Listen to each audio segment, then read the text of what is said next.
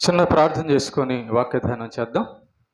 పరలోకమందున్న మా కన్న తండ్రి, నీ నామమునకు స్తుతి, మహిమ, ఘనత, ప్రభావములు తెలియజేస్తూ ఉన్నాం. మరొక ఆదివారాన్ని మాకు దయచేసినందుకు స్తోత్రాలు. ఈ యొక్క వారంలో యేసేపు గారి యొక్క జీవితాన్ని 5వ భాగంగా ధ్యానిస్తూ ఉంటుండగా తగిన జ్ఞానము, వినగల శక్తి, గ్రహించగల మనస్సు దయచేయండి.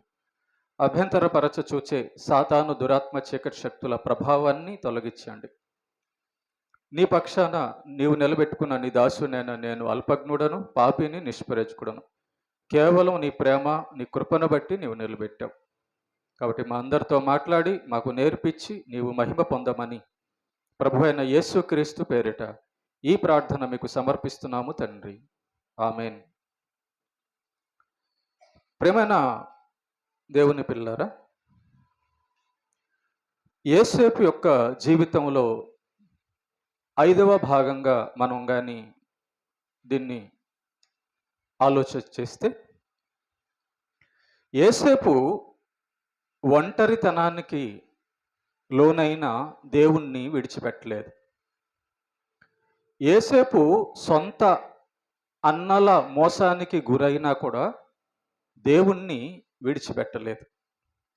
యేసేపు ఒక స్త్రీతో సుఖం అనుభవించడానికి అవకాశం దొరికినా కూడా యేసేపు దేవుణ్ణి విడిచిపెట్టలేదు. అలాగే యేసేపుకి దేశం మొత్తంలో ప్రాముఖ్యమైనటువంటి అధికారం పొందినా కూడా యేసేపు దేవుణ్ణి విడిచిపెట్టలేదు. కనుక మనం గత 4 వారాల్లో యేసేపు జీవితాన్ని మనం ధ్యానిస్తూ ఫరోకు వచ్చినటువంటి కలభావము యేసేపు చెప్పినప్పుడు, ఫరో అంటే రాజు, ఆ దేశానికి, ఐగుప్తు దేశానికి రాజు. ఐగుప్తు దేశానికి రాజు అయిన ఫరోకు వచ్చినటువంటి కలభావము యేసేపు చెప్పినప్పుడు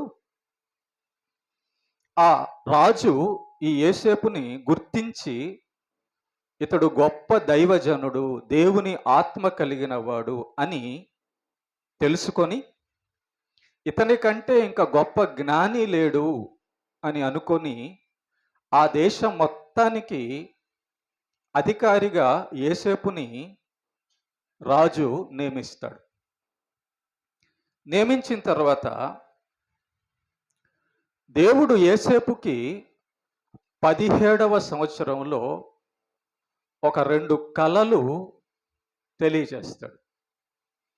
ఆ కళ ఏంటంటే, నీ అన్నా తమ్ముళ్ళు, నీ ఇంటివారు నీకు నమస్కరిస్తారు అనే కళ దేవుడు 17వ సంవత్సరంలో యేసేపుకి చెప్పుంటాడు. ఆ కళ యొక్క భావం నెరవేరడానికి ఎంతకాలం పట్టిందో తెలుసా? సుమారు 13 సంవత్సరాలు పట్టింది. ఆ కళ, దేవుడు చెప్పినటువంటి కళ నెరవేరడానికి సుమారు 13 సంవత్సరాలు పట్టింది. మనం దేవుణ్ణి ఏదైనా కోరుకున్నప్పుడు వెంటనే మరొక నిమిషంలోనే మనకు జవాబు వచ్చేయాలని కోరుకుంటాం. దేవునికంటూ ఒక ప్రణాళిక ఉంటుంది. ప్రేమైన దేవుని బిడ్డలారా, దేవునికంటూ ఒక ఆలోచన ఉంటుంది. ఆ టైంలోనే, అప్పుడే చేయాలన్నది దేవుని యొక్క ప్రణాళిక ఉంటుంది. కనుక మనం దేవుణ్ణి ఎప్పుడు కూడా అపార్థం చేసుకోకూడదు, దేవుని మీద విసుక్కోకూడదు, దేవుణ్ణి తృణీకరించకూడదు. మనకు మేలుకరంగా జరిగితే ఏమో దేవుణ్ణి స్తుతించడం, మనకు ఇబ్బందులు కలిగినప్పుడేమో దేవుణ్ణి మీద సనుక్కోవడం అనేది చేయకూడదు. అది యేసేపు యొక్క జీవితంలో మనం స్పష్టంగా గమనించవచ్చు. 13 సంవత్సరాల తర్వాత దేవుడు చెప్పిన విషయము యేసేపు జీవితంలో నెరవేరింది. చూస్తారా మాట? చూడండి ఒకసారి. ఆదికాండము 37వ అధ్యాయము, ఆదికాండము 37వ అధ్యాయము, జాగ్రత్తగా విందాం పాఠాన్ని. 37వ అధ్యాయము 2వ వచనం చదవండి. అప్పుడు యాకోబు వంశావళి ఇది. యాకోబు వంశావళి ఇది. యేసేపు యేసేపు 17 వాడై 17 వాడై అంటే ఎంతమ్మా? 17 సంవత్సరాలు. తన సహోదరులతో కూడా మందను మేపుచు ఉండెను. అప్పుడు 17 సంవత్సరాలు. యేసేపుకి ఎంతమ్మా? 17 సంవత్సరాలు. 5వ వచనం చదవండి ఇప్పుడు. యేసేపు ఒక కలకని తన సహోదరులతో అది చెప్పగా వారు అతని మీద మరీ పగపట్టిరి. 17వ సంవత్సరం ఉన్నప్పుడు యేసేపుకి దేవుడు కలను చూపించాడు. ఓకేనా? ఇంకొక మాట కూడా చూద్దాం. అదే ఇంకొక మాట కూడా 9వ వచనం కూడా చూడండి ఒకసారి. 9వ వచనం, అదే 37వ అధ్యాయం 9వ వచనంలో, అతడు ఇంకొక కలకని తన సహోదరులకు తెలియచేసి, ఇదిగో నేను మరి ఒక కల కంటిని, అందులో సూర్య చంద్రులను 11 నక్షత్రములను నాకు సాష్టాంగ పడినని చెప్పాను. చూసారా? సూర్యుడంట, చంద్రుడంట, 11 నక్షత్రాలు నాకు సాష్టాంగ పడ్డాయి అంటే అసలు ఏమర్థం అవుతుంది? సూర్యుడు నమస్కరించడం ఏంటి? చంద్రుడు యేసేపుకు నమస్కరించడం ఏంటి? నక్షత్రాలు యేసేపుకు నమస్కరించడం ఏంటి? బైబిల్ అంతా కూడా ఒక ఫజిల్ లాగా ఉంటుంది. బైబిల్ అనేది అందరికి అర్థమయ్యే రీతిలో ఉండదు. దేవుని ఆత్మ కలిగి భయభక్తులు కలిగిన వారికే, పరిశుద్ధాత్మ ఎవరికైతే మనోనేత్రములు వెలిగించి సత్యాన్ని తెలియచేస్తాడో వాళ్లకు మాత్రమే బైబిల్ అర్థమవుతుంది. ఆ అర్థమైన వాళ్ళు మాత్రమే దాన్ని భావాన్ని గుర్తించగలరు. సూర్యుడట, చంద్రుడట, నక్షత్రాలు యేసేపుకు దండం పెట్టడం ఏంటి? కనుక ఆ భావాలన్నీ కూడా దేవుడు తెలియచేస్తేనే ఒక మనిషికి అర్థమవుతాయి. ఈ 2 కళలు యేసేపుకి 17వ సంవత్సరంలో వచ్చాయి. ఆ కళ భావం ఏంటంటే, ఆ కళ భావము యేసేపే చెప్తాడు, అన్నలతో తండ్రితో చెప్తాడు. అక్కడే ఉంటుంది. ఏమని ఉంటుందంటే, అన్నలారా మీరందరూ కూడా ఒకరోజు నా పాదాలకు నమస్కరిస్తారు అని యేసేపు చెప్తాడు. ఆ కళ భావం అదే. పనలకు వస్తుండగా యేసేపు యొక్క పన నించొని వాళ్ళ అన్నల పనులన్నీ కూడా యేసేపు పనకి నమస్కారం పెట్టినట్టుగా అదొక కళ. సూర్య చంద్ర నక్షత్రాలు యేసేపుకు నమస్కారం చేసినట్లుగా ఇదొక కళ. ఈ 2 కళలు ఒకటే, భావం ఒకటే, 2 విధాలుగా వచ్చింది. ఈ యొక్క కళ యేసేపు తన తండ్రికి తన అన్నలకు చెప్పినప్పుడు, ఎరా మేము నీకు నమస్కరిస్తామా, నీ పాదాలకు మేము నమస్కరిస్తామా అని చెప్పి వాళ్ళు యేసేపు మీద పగబడతారు, అబద్ధం అనుకుంటారు. యేసేపు అబద్ధం చెప్తున్నాడు అనుకుంటారు. కానీ యేసేపు యొక్క 17వ సంవత్సరంలో వచ్చిన ఆ కళ నెరవేరడానికి 13 సంవత్సరాలు పట్టింది. చూస్తారా? ఆదికాండము 41వ అధ్యాయము, ఆదికాండము 41వ అధ్యాయము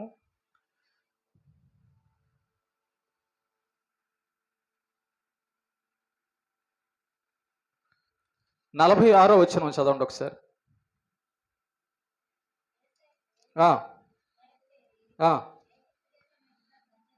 సంచరించెను. యేసేపు ఐగుప్తు రాజైన ఫరో ఎదుట నిలిచినప్పుడు 30 సంవత్సరాల వాడు. ఫరో రాజు దగ్గరికి వెళ్ళేసరికి, ఆ దేశానికి యేసేపు అధికారి అయ్యేసరికి యేసేపు వయసు ఎంత అంటమ్మా? 30 సంవత్సరాలు. జాగ్రత్తనండి. 17 సంవత్సరాలలో కళ వచ్చింది. 30వ సంవత్సరానికి యేసేపు అధికారి, ఆ దేశానికి అధికారి అయ్యాడు. అప్పుడు ఏం జరిగింది చూడండి ఒకసారి. 42వ అధ్యాయము 6వ వచనం. 42వ అధ్యాయము 6వ వచనం. అప్పుడు యేసేపు ఆ దేశం అంతటి మీద అధికారి అయి ఉండెను. అతడే ఆ దేశ ప్రజలందరికీ ధాన్యము అమ్మకము చేయవాడు. కనుక యేసేపు సహోదరులు వచ్చి ముఖములు నేలను మోపి అతనికి వందనము చేసిరి. జరిగిందా లేదా యేసేపు యొక్క కళ? చూసారా? జరిగిందా లేదా? జరిగింది. ఎన్ని సంవత్సరాలకు జరిగింది? 17వ సంవత్సరంలో వచ్చిన కళ 30వ సంవత్సరంలో నెరవేరింది. అంటే 30 నుంచి 17 తీసేస్తే 13 సంవత్సరాలు. 13 సంవత్సరాల తర్వాత ఆ కళ నెరవేరింది. మరి అప్పటి వరకు యేసేపు ఏంటి ప్రభువా రేపా ఎల్లుండా రేపా ఎల్లుండా అని ఏమైనా తొందర పెట్టాడు దేవుణ్ణి? లేదు. నాకు ఒక కళ చూపించావు, ఆ కళ మరి రేపా ఎల్లుండా అన్నట్టుగా యేసేపు ఏమి దేవుణ్ణి తొందర పెట్టలేదు, నిరుత్సాహపడలేదు. దేవుడు చెప్పిన ఏ మాట అయినా ఏ రోజు అయినా ఖచ్చితంగా నెరవేరుతుందన్నది యేసేపు యొక్క నమ్మకం. ఇది మీకు అర్థమైతే ఈ యేసేపు జీవితాన్ని మనం గమనిస్తే ప్రియమైన దేవుని బిడ్డలారా, యేసేపు దేవుని గూర్చి కలిగినటువంటి అవగాహన, యేసేపు దేవుడి గురించి పలికిన మాటలు, అతని జీవితాన్ని మనం గమనిస్తే యేసేపుకు దేవుడి గురించిన తెలిసిన సమాచారం ఏంటి? యేసేపు దేవుడి గురించి తన జీవితంలో పలికిన మాటలేంటి? దాన్ని మనం కానీ చూస్తే యేసేపు దేవుడి విషయంలో ఎలాంటి భక్తిపరుడై ఉన్నాడో ఎలాగున్నాడో మనకు అర్థమైపోద్ది. మనకు కూడా ఒక బ్రతుకుంది ఏమా, మనకు కూడా ఒక జీవితం ఉంది. మరి ఈ జీవితంలో దేవుని గురించిన అవగాహన మనం ఏం కలిగి ఉన్నాము? ఈ జీవితంలో దేవుడి గురించి మనమేం మాట్లాడే వాళ్ళగా ఉన్నాము? చూద్దాం. యేసేపు యొక్క జీవితాన్ని మనం పరిశీలిస్తే యేసేపు దేవుడి గురించి ఏం అవగాహన కలిగి ఉన్నాడు, యేసేపు దేవుని గురించి ఏం మాట్లాడుతున్నాడో దాన్ని బట్టి యేసేపు జీవితం మనకు బాగా అర్థమవుతుంది. ఆదికాండము 39వ అధ్యాయము 9వ వచనం చదవండి. త్వరగా చదివితే నేను ఎక్కువ సబ్జెక్ట్ మీకు వివరించడానికి బాగుంటుంది. ఓకేనా? నీవు అతని భార్య అయినందున నిన్ను తప్ప మరి దేనిని నాకు అప్పగింపబడి ఉండలేదు, కాబట్టి నేనెట్లు ఇంత ఘోరమైన దుష్కార్యం చేసి దేవునికి విరోధంగా పాపం కట్టుకొందునని తన యజమాని భార్యతో అనెను. చూసారా? దేవుడి గురించి యేసేపు కలిగిన అవగాహన, యేసేపు చెబుతున్న మాట ఏంటంటే, యేసేపుకి ఒక స్త్రీతో వ్యభిచారం చేసేటటువంటి అవకాశం వచ్చింది. ఒక అధికారి యొక్క భార్య, ఆమెకి డబ్బు ఉంది, అధికారం ఉంది, ఏదైనా చేయొచ్చు, ఆమె మాట వింటే అసలు ఇబ్బంది ఏమి ఉండదు. కానీ యేసేపు అక్కడ ఏం చేస్తున్నాడు తెలుసా? ఏమంటున్నాడంటే, నేను ఎట్లు ఇంత ఘోరమైన దుష్కారము చేసి దేవునికి విరోధముగా పాపము కట్టుకొందును. దేవుడి గురించి యేసేపు కలిగిన అవగాహన, యేసేపు చెబుతున్న మాట ఏంటంటే, దేవునికి విరోధంగా నేను ఎట్లా పాపం చేయగలను అంటున్నాడు. అంటే కనిపెడుతున్నాడు అనమాట, ఏది దేవుడికి నచ్చేది, ఏది దేవుడికి నచ్చంది. కనిపెడుతూ దేవునికి విరుద్ధమైనది నేను చేయకూడదు అనుకొని దేవుని ఎడల కలిగి ఉన్నాడు అవగాహన యేసేపు. మనం అలాంటి అవగాహన కలిగి ఉన్నామా?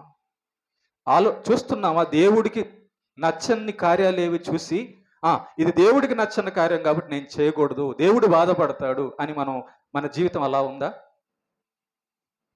యేసేపు జీవితం అలా ఉంది. తర్వాత అదే ఆదికాండము 40వ అధ్యాయం 8వ వచనం చదవండి.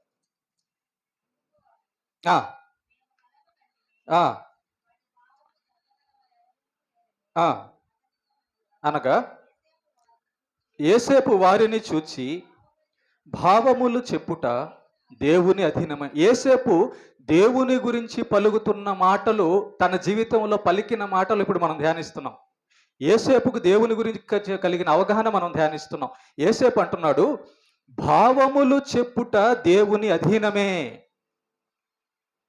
అంటే దేవుడు ఏదైనా చెప్పగలడు అని యేసేపు తన జీవితంలో కలిగి ఉన్నాడు, ఆలోచన కలిగి ఉన్నాడు, తన జీవితం ద్వారా చూపిస్తున్నాడు అన్నమాట. ఏం మాట అంటున్నాడు దేవుడి గురించి అంటే, దేవుడు ఏదైనా చేయగలడు అంటున్నాడు. మళ్ళీ 41వ అధ్యాయము 16వ వచనం చదవండి. త్వరగా చదవండి. 41వ అధ్యాయం 16వ వచనం. యేసేపు, అది నా వలన కాదు, దేవుడే ఫరోకు క్షేమకరమైన ఉత్తరం ఇచ్చునని చెప్పాను. చూసారా, యేసేపు దేవుడి గురించి ఏం మాటలు మాట్లాడుతున్నాడంటే, జనాల ఎదుట, రాజుల ఎదుట, జనాల ఎదుట, బంధువుల ఎదుట యేసేపు దేవుడి గురించి పలుకుతున్న మాట ఏంటంటే, అయ్యా అది నా వలన కాదు. రాజు అంటాడు, కలభావం చెప్పంటే అది నా వలన కాదు, కేవలము దేవుడే చెప్పగలడు ఆ కలల భావము అని చెప్పి యేసేపు చెప్తున్నాడు. ఇక్కడ ఒక మాట మనం ఆలోచన చేస్తే మనం ఏమనుకుంటాం అంటే, ఇది నేనే చేసేయగలను, ఇదే నా వలన అవుతుంది, నేను ఒక గొప్పవాడిని, నేను ఒక శక్తివంతుడిని, నేను ఒక జ్ఞానం కలిగిన వాడిని అనుకొని మనము మన జీవితంలో జీవిస్తుంటాం. కానీ యేసేపు గారు ఏమంటున్నారంటే, దేవుడి వలననే కలుగుతుంది. నేను అన్నం తినాలన్నా, నేను నడవాలన్నా, నాకు పని కావాలన్నా, నాకు ధనం కావాలన్నా, నాకు ఏది కావాలన్నా అది దేవుడే ఇస్తాడు, దేవుడి వలనే అవుతుంది. చూసారా ఎలాంటి మాటలు పలుకుతున్నాడు యేసేపు గారు. కానీ మనం మన జీవితంలో దేవుణ్ణి పక్కన పెట్టేసి మనం ముందుకు వెళ్ళిపోయి దెబ్బతిని తర్వాత వెనక్కి వచ్చి దేవుణ్ణి అడుగుతుంటాం. యేసేపు జీవితంలో అలాగా లేదు. దేవుడి వల్లనే అవుతుంది అనుకొని జీవిస్తున్నాడు. ఓకే, ఇంకొక వచనం చూద్దాం. ఆదికాండం 41వ అధ్యాయం 25వ వచనం. ఒకటే, దేవుడు తాను చేయబోచున్నది ఫరోకు తెలియచేశాను. చూసారా, అంటే ఈ భూమి మీద దేవుడు ఏం కార్యాలు చేస్తున్నాడో ఎరిగిన వాడై యేసేపు ఉన్నాడు. అంటే ఈ భూమి మీద జరుగుతున్న కార్యముల వెనకాల దేవుని యొక్క హస్తం ఉంది, దేవుని యొక్క ఆలోచన, దేవుని యొక్క ప్రణాళిక ఉందని యేసేపు చెప్తున్నాడు. దేవుడి గురించి చెప్తున్నాడు. రాజుతో ఏమని చెప్తున్నాడు అంటే, రాజా దేవుడు తాను చేయబోచున్నది నీకు తెలియజేశాడు. చూసారా, జడ్జీల ముందు దేవుడి గురించి చెప్తున్నాడు, పోలీసుల ముందు దేవుడి గురించి చెప్తున్నాడు, రాజుల ముందు దేవుడి గురించి చెప్తున్నాడు, మనుషుల ముందు దేవుడి గురించి చెప్తున్నాడు. నీవు అలా రాజుల ముందు, మనుషుల ముందు దేవుడి గురించి చెప్పగలిగే స్థితిలో ఉన్నావా? రాజా దేవుడు తాను చేయబోతున్నది మీకు తెలియచేస్తున్నాడు అంటున్నాడు. తర్వాత ఇంకొక వచనం, 41వ అధ్యాయం 28. నేను ఫరోతో చెప్పు మాట ఇదే, దేవుడు తాను చేయబోచున్నది ఫరోకు చూపించాను. చూసారా, రాజుతో ఏమంటున్నాడంటే, రాజా దేవుడు ఏమనుకుంటాడో అది భూమి మీద జరుగుతుంది, అదే నీకు చూపించాడు. ఇలాగా ఒక ఎస్ఐ ముందు, డిఎస్పి ముందు, పోలీస్ ముందు, జడ్జి ముందు, తల్లిదండ్రుల ముందు, ఊరు వారి ముందు చెప్పగలవా? యేసు ప్రభు ఏం చెప్పాడో అదే జరుగుతుంది భూమి మీద అని ధైర్యంగా నువ్వు చెప్పగలవా? అలాంటి వాడు యేసేపు. రాజా దేవుడు చెప్పిందే జరుగుతుంది ఇక్కడ, అంతే. అంటే దేవుడు చెప్పిందే జరుగుతుందన్న గట్టి నమ్మకమా యేసేపుది అంటే? అవును. అంటే తన సొంత ఆలోచనలు కానీ, ఈ భూమి మీద ఉన్న మనుషుల ఆలోచనలు కానీ జరగవా? కాదు. సృష్టికర్త ఆయన కాబట్టి ఆయన అనుకున్నదే ఆయన చేస్తాడు. ఎలాగుంది చూడండి దేవుడు, యేసేపు యొక్క మనస్సు, యేసేపు యొక్క అవగాహన. యేసేపు ఏమంటున్నాడంటే, రాజా దేవుడు అనుకున్నదే భూమి మీద జరుగుతుంది. నువ్వు అలా అనుకుంటున్నావా? మనం అలా అనుకోగలుగుతున్నామా?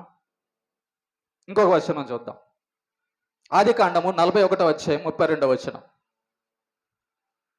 ఆదికాండము 40. ఈ కార్యము దేవుని వలన నిర్ణయింపబడి ఉన్నది. ఇది దేవుడు ఏమంటున్నాడు చూసారా? దేవుడు గురించిన మాటలు ఏం పలుకుతున్నాడు, అతని జీవితంలో ఏం మాటలు దేవుడి గురించి పలుకుతున్నాడంటే, ఈ కార్యము దేవుని వలన నిర్ణయింపబడి ఉన్నది. బాప్తిస్మం ఎవరి వలన నిర్ణయింపబడింది? మందిరం ఎవరి వలన నిర్ణయింపబడింది? సువార్త ఎవరి వలన నిర్ణయింపబడింది? వాక్యము ఎవరి వలన నిర్ణయింపబడింది? యేసు ప్రభు ఆ సిలువలో ఎవరి వలన సిలువ మరణం పొందాడు? నీకు రక్షణ సువార్త ఎవరి వలన వినబడుతున్నది? జరుగుతున్న ఈ కార్యాలంటే ఏంటి? కనుక యేసేపు గారు భూమి మీద జరుగుతున్న కార్యములన్నీ కూడా పరిశీలించే జ్ఞానం కలిగి ఉన్నాడు. ఈ కార్యము, ఇదిగో ఈ ఒక పని జరుగుతుందంటే అది దేవుని వలన జరుగుతుంది, దేవుడు చేసే కార్యము అని, అది దేవుడు చేసే కార్యమా, దయ్యము చేసే కార్యమా అనే అవగాహన కలిగి ఉన్నాడు. ఇది మంచి కార్యమా చెడు కార్యమా అని అవగాహన కలిగి ఉన్నాడు. దేవుడు గురించి మాట్లాడుతున్న మాట, తన జీవితంలో దేవుడి గురించి చెబుతున్న మాట. సుమారు యేసేపు గారు, ప్రేమైన దేవుని బిడ్డలారా, సుమారు యేసేపు గారు 110 సంవత్సరాలు బతికాడు భూమి మీద. ఎంతమ్మా? ఈ 110 సంవత్సరాలలో ఆ జీవితంలో ఆయన దేవుడి గురించి పలికిన మాటలు ఇప్పుడు మనం ధ్యానం చేస్తున్నాం. దేవుడి గురించి ఏం చెప్పాడో ఆ మాటలు ఇప్పుడు మనం ధ్యానం చేస్తున్నాం. దేవుడు ఈ కార్యము దేవుని వలన నిర్ణయింపబడి ఉన్నది అంటున్నాడు. అంటే దేవుడు ఏ పని చేస్తున్నాడో ఈ పని దేవుడు చేస్తున్న పని అనే అవగాహన కలిగి ఉన్నాడు అనమాట. మనలో ఎంతమంది భూమి మీద జరుగుతున్న దేవుని కార్యాలను గుర్తుపట్టగలిగే వారుగా ఉన్నాం? దేవుడు నా కొరకు ఈ మందిరం నిర్మించాడు, దేవుడు నా కొరకు ఈ సువార్త నియమించాడు, దేవుడు నా కొరకు ఈ రక్షణ నియమించాడు, దేవుడు నా కొరకు ఈ బైబిల్ నియమించాడు అన్నిగా నీకు అవగాహన ఉంటే ఇప్పటికి బైబిల్ పూర్తయిపోద్ది. బైబిల్ ప్రకారం నువ్వు బతకడం మొదలు పెడతావు. ఎప్పుడు? దేవుడి మీద నమ్మకం కలిగి, దేవుడు నీ కోసమే నా కోసమే ఈ బైబిల్ నియమించాడని, నీ ఆత్మ రక్షణ కొరకు దాంట్లో ఉన్న సంగతులు పాటించాలని నీకు అవగాహన వస్తే, దేవుడి గురించి అవగాహన వస్తే నీ జీవితం దేవుడు చెప్పినట్టుగా వెళ్తుంది. నీ నోట దేవుడి గురించిన మాటలు బయటకు వస్తాయి. యేసేపు దేవుడి గురించి పలుకుతున్న మాటలు 110 సంవత్సరాల జీవితంలో దేవుడి గురించి ఏం మాట్లాడాడో దేవుడు అది రాపిచ్చాడు. నా జీవితంలో కూడా దేవుడి గురించి మనం ఏం మాట్లాడామో అదంతా కూడా గ్రంథస్థం అవుతుంది, అయ్యింది. తర్వాత చదువుదాం. 41వ అధ్యాయము 51వ వచనం, ఆది కాండంలోనే మొత్తం. యేసేపు, దేవుడు నా సమస్త బాధను నా తండ్రి ఇంటి వారిని అందరినీ నేను మర్చిపోవునట్లు చేసెను అని చెప్పి అతని జ్యేష్ఠ కుమారునికి మనష్షే అని పేరు పెట్టి. చూసారా, యేసేపు ఏమంటున్నాడు? దేవుడు నా సమస్త బాధను నా తండ్రి ఇంటి వారిని అందరిని నేను మరచిపోవునట్లు. ఒంటరి అయ్యాడు కదా, ఒంటరి అయినప్పుడు మరి బాధే కదా. ఆ బాధల్లో కూడా దేవుణ్ణి విడవని యేసేపు, నాకు ఒంటరితనం వచ్చింది, నన్ను మా ఇంట్లో వాళ్ళు అమ్మేశారంటే దానికి కారణం దేవుడు అనుకోలేదు యేసేపు. దేవుడు అంటే చూడండి, దానికి కారణము దేవుని యొక్క ప్రణాళికలో మంచి ఉందే తప్ప దానికి ఏదో దేవుడు నన్ను నాశనం చేయాలని చెప్పి అనుకోవడం అని యేసేపు అనుకోవడం లేదు. దేవుడు నా సమస్త బాధను నా తండ్రి ఇంటి వారిని అందరినీ నేను మర్చిపోవునట్లు చేసిన ఒక బిడ్డనిచ్చిన తర్వాత ఆ బిడ్డను ఇచ్చినందుకు దేవుడి గురించి పొగడుతున్నాడు యేసేపు. 52వ వచనం కూడా చదవండి. తర్వాత, నాకు బాధ కలిగిన దేశమందు దేవుడు నన్ను అభివృద్ధి పొందించెను అని చెప్పాను. చూసారా, ఏ స్థలంలో ఉన్నా ఏ దేశంలో ఉన్నా దేవుడు నన్ను అభివృద్ధి పరిచాడని చెప్తున్నాడు. నువ్వు తల్లి గర్భంలోంచి ఈరోజు ఇంత అయ్యావా అంటే దానికి కారణం దేవుడు అభివృద్ధి పరిచాడు నిన్ను. నువ్వు చనిపోవాల్సిన టైములో బతికున్నావు అంటే దానికి కారణం దేవుడు నిన్ను కాపాడాడు. మనం మందమతులుగా, అజ్ఞానులుగా, బుద్ధి లేని వాళ్ళుగా, అవిశ్వాసులుగా, అపవిత్రులుగా, దేవుణ్ణి ఎరగని వారుగా ఉండకూడదు. యేసేపులాగా మనం దేవుడి గురించి భూమి మీద బతికిన కాలంలో మాట్లాడే వాళ్ళలాగా ఉండాలి. ఏమంటున్నాడు? నాకు కలిగిన బాధకి దేవుడే కారణం అనడంలా, నాకు బాధ వచ్చింది కానీ ఆ బాధలో దేవుడు నన్ను కాపాడాడు. నాకు బాధ వచ్చింది కానీ దేవుడు నన్ను అభివృద్ధి పరిచాడు. ఏం మాట్లాడుతున్నాడు చూడండి, ఏ విధంగా దేవుడి గురించి మాటలు పలుకుతున్నాడని. ఎన్ని మాటలు పలుకుతున్నాడో తెలుసా? సుమారు 19 విషయాలు, 19 వచనాలు దేవుడి గురించి పలికినవే ఉన్నాయి. ఇంకా ఎన్నో పలుకుంటాడు కానీ 19 వచనాలు బైబిల్లో యేసేపు దేవుడి గురించి పలికిన మాటలు ఈరోజు మనం తీసి పెట్టాం. తర్వాత వచ్చి ఇంకో వచనం చూద్దాం.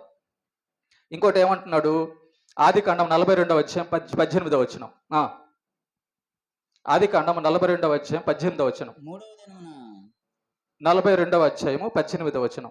3వ దినమున యేసేపు వారిని చూచి నేను దేవునికి భయపడును వాడను అంటున్నాడు. చూసారా, ఏం మాటలు పలుకుతున్నాడు దేవుడి గురించి, ఎలాంటి మాటలు మాట్లాడుతున్నాడు చూడండి యేసేపు దేవుడి గురించి. వాళ్ళతో అంటున్నాడు, అయ్యా నేను దేవునికి భయపడేవాడను. దేవుని గురించి సాక్ష్యం ఇస్తున్నటువంటి యోసేపు అంట దేవుడికి భయపడేవాడు కాబట్టే అవిశ్వాసిగా లేడు. యోసేపు దేవుడికి భయపడేవాడు కాబట్టి పోతీఫర్ భార్యతో తప్పు చేయడానికి అవకాశం వచ్చినా తప్పు చేయలేదు. దేవునికి భయపడేవాడు కాబట్టి నేను దేవునికి విరోధమైన ఈ కార్యము నేను ఎలా చేయగలను అని చెప్పి యోసేపు అంటున్నాడు, నేను దేవునికి భయపడువాడను అని తన జీవితంలో పలికాడు. మరి మన జీవితంలో కూడా ఎవరి ముందైనా, అందరి ముందైనా మనం ఈ మాట పలికే వాళ్ళం, అయ్యా అమ్మా నేను దేవుడికి భయపడేవాడిను, నేను దేవుడికి భయపడేవాడిను. నువ్వు దేనికి భయపడతావు? ఎవరన్నా నిన్ను చంపుతారంటే భయపడతావా? ఎవరన్నా నిన్ను జైలుకి తీసుకెళ్తారంటే భయపడతావా?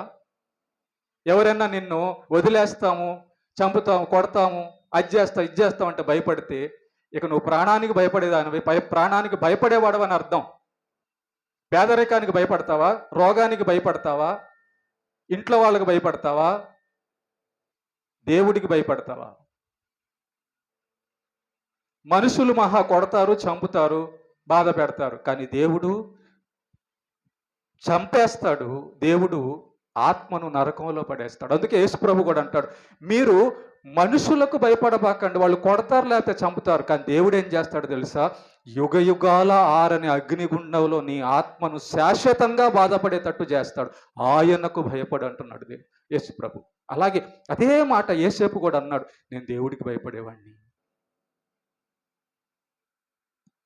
నేను దేవునికి భయపడి నీకు దేవుడు అంటే భయం ఉందా? భయం ఉంటే ఆదివారం చర్చి మానేవాళ్ళు దేవుడికి భయపడేవాళ్ళ? దేవుడు ఆదివారం చర్చికి రమ్మని ఆర్డర్ ఇచ్చాడే. నీకు భయం ఉంటే, దేవుడు అంటే భయం ఉంటే చర్చి మానేస్తావా? మానేవు. దేవుడంటే భయం ఉంది కాబట్టి యోసేపు పాపం చేయలా. దేవుడంటే భయం ఉంది కాబట్టి యోసేపు భక్తిపరుడుగా ఉన్నాడు, విశ్వాసిగా ఉన్నాడు, తన యొక్క జీవితం బాగుంది. దేవునికి భయపడుతున్నాను అంటున్నాడు ఆయన. నేను దేవుడికి భయపడుతున్నా. ఈ మాట నీ నోట ఎప్పుడన్నా అన్నావా? అనేవారుగా మనం ఉన్నామా? ఉండాలి ప్రేమ దేవుని పిల్ల. సో ఈ యోసేపు గారి జీవితాన్ని చూస్తే ఎంత బాగుందండి, ఎంత మంచి మాటలు దేవుడి గురించి పలుకుతున్నాడు అండి. దేవునికి భయపడేవాడును. ఇంకో వచనం చూద్దాం. 43వ అధ్యాయము 23వ వచనం. 43వ అధ్యాయము. అందుకతడు మీకు క్షేమం కలుగును గాక, భయపడకుడి, మీ పితరుల దేవుడైన మీ దేవుడు మీకు మీ గోనెలలో ధనమిచ్చెను. చాలు, చూసారా దేవుడు గురించి ఎలాంటి మాటలు పలుకుతున్నాడో యోసేపు అంటే, మీ పితరుల దేవుడు అంటే ఆదాము దేవుడు ఎవరు? యెహోవా. అబ్రహాము దేవుడు, ఇస్సాకు దేవుడు, యాకోబుల దేవుడు ఎవరు? నువ్వు తెలుసుకున్నావా? నీ దేవుడు ఎవరో, నీ సృష్టికర్త ఎవరో మనం తెలుసుకున్న వారమై ఉండాలి. యోసేపు నిజమైన దేవుడెవరో, ఆ నిజమైన దేవుణ్ణి కొలిచినటువంటి వారే తన పితరులని, తన సంబంధులని, తన బంధువులని ఎరిగి ఉన్నాడు. గుర్తుపెట్టుకోండి, ఈ మాట బాగా గుర్తుపెట్టుకోండి. యేసు ప్రభువుని నా దేవుడు అని ఎవరు ఒప్పుకుంటారో వారే నీ బంధువు, వారే నీతో పరలోకంలో శాశ్వతంగా ఉండేవారు.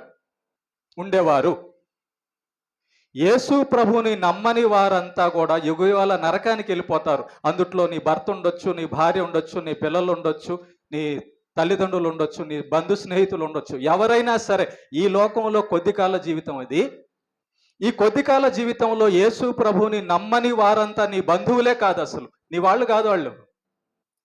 కాబట్టి పిచ్చి ప్రేమ, పిచ్చి అవగాహన వాళ్ళ మీద పెట్టుకోబాకు. వాళ్ళ మీద జాలి చూపించు, వాళ్ళు విశ్వాసులుగా అయ్యేటట్లుగా చేసుకో తప్ప వాళ్ళ కోసం నువ్వు నరకానికి వెళ్ళే పని పెట్టుకోబాకు. కాబట్టి యోసేపు గారు ఏమంటున్నాడంటే, మీ పితరుల దేవుడైన మీ పితరుల దేవుడు అబ్రహాము, ఇస్సాకు, యాకోబుల దేవుడు ఎవరో తెలుసుకున్నాడు. ఆదాము దేవుడు ఎవరో తెలుసుకున్నాడు. ఒక్కడే కదా దేవుడు ఉంటాడు, తండ్రి ఒక్కడే కదా ఉంటాడు. కాబట్టి పితరుల దేవుడు, మన పితరులను ఎవరు కొలిచారో ఆ దేవుణ్ణి తెలుసుకున్నాడు. యేసేపు నెంబర్ 1. తర్వాత అక్కడే అంటున్నాడు, దేవుడు మీకు మీ గోనెలలో ధనం ఇచ్చాను. నీ నీ నీ యొక్క జేబులోకి 10 రూపాయలు వచ్చాయి అంటే దానికి కారణం ఎవరో తెలుసా? ఆ యజమాని కాదు, దేవుడు. దేవుడు నిన్ను పుట్టించాలి, దేవుడు నీకు అన్నం పెట్టాలి, దేవుడు నీకు ఆరోగ్యం ఇవ్వాలి. దేవుడు నీ జేబులోకి వచ్చిన డబ్బు రావాలంటే ఆ యజమాని బతుకుండాలి, అతనికి డబ్బు ఉండాలి, అతను నీకు పని ఇవ్వాలి. ఇదంతా కూడా దేవుడి పనే, దేవుడు చేసే కార్యమే. కొంతమంది ఏమంటుంటారంటే, చర్చికి ఎందుకు రాలేదంటే, నేను పనికి వెళ్ళాను. నీకు డబ్బు ఇచ్చేది దేవుడా? చర్చిలోంచా నీకు డబ్బు వచ్చేది? బయట నుంచా? యేసేపుకు అవగాహన ఏం కలిగి ఉందంటే, నాకు డబ్బులు చర్చిలోంచి వస్తాయి, నాకు డబ్బులు దేవుని సన్నిధిలోంచి వస్తుంది, నాకు ఆరోగ్యము దేవుని సన్నిధి నుంచి వస్తుంది, నాకు ఆనందము దేవుని సన్నిధిలోంచి వస్తుంది అని అవగాహన కలిగి. మీకు ధనము దేవుడిచ్చెను, మనకు ధనము దేవుడిచ్చెను అంటున్నాడు యేసేపు. ఈ అవగాహన కలిగి ఉంటే అసలు ఏం మాటలు పలికాడు చూడండి యేసేపు. మనకు డబ్బు ఇచ్చేది దేవుడు. మనం మనుషుల మీద ఆధారపడిపోయి దేవుని సన్నిధి విడిచిపెట్టి, దేవుడు కాదు కదా మనకు డబ్బులు ఇచ్చేది, ఈ దేవుడి సన్నిధి ఆదివారం వదిలేసేసి పనికి వెళ్తే వాళ్ళు కదా డబ్బులు ఇచ్చేది అని అనుకుంటాం. కానీ వాడు చచ్చిపోతే, నువ్వు చచ్చిపోతే, దేవుని యొక్క భర్త వచ్చే వారం చర్చికి వస్తా అన్నాడు, ఈ లోపల లేడు.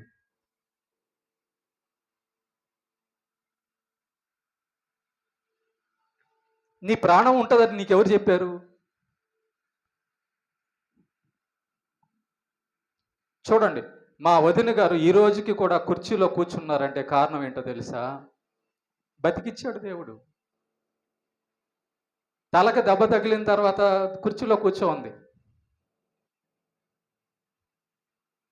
యాక్సిడెంట్ అయింది, బతికిచ్చినందువలన ఈరోజు కుర్చీలో కూర్చోంది. లేదంటే ఎక్కడ ఉండేది? ఫోటోలో ఉండేది,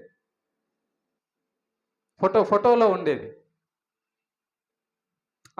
అందుకే నేను అనేది, నేనే డబ్బులు సంపాదించుకోగలను, నేనే కుటుంబాన్ని పోషించగలను, నేనే అంతా చేయగలను, నా వల్లే అనుకుంటే అది బుద్ధిహీనత. యేసేపును చూడండి, నాకు డబ్బులు వచ్చేది దేవుడు వలన అంటున్నాడు. దేవుడు సన్నిధిలో నుంచి నాకు డబ్బులు వస్తాయి. ఇదండి విశ్వాసం, ఇది దేవుడి గురించి అవగాహన. ఇలాంటి మాటలు మనం పలకగలిగితేనే కదా. యేసేపు జీవితాన్ని మనకు బైబిల్లో ఎందుకు పెట్టాడంటే, ఆ యేసేపు ఎలా బతికాడో, ఏమన్నాడో చూడండి, అలా బతకండి, అలా నేర్చుకోండి అని ఈ దేవుడు మనకు రాపిచ్చాడు. ఇంకా ఏం మాటలు పలుకుతున్నాడు చూద్దాం. ఇంకా ఏం మాటలు? 43వ అధ్యాయము 29వ వచనం. 43వ అధ్యాయం 29వ వచనం.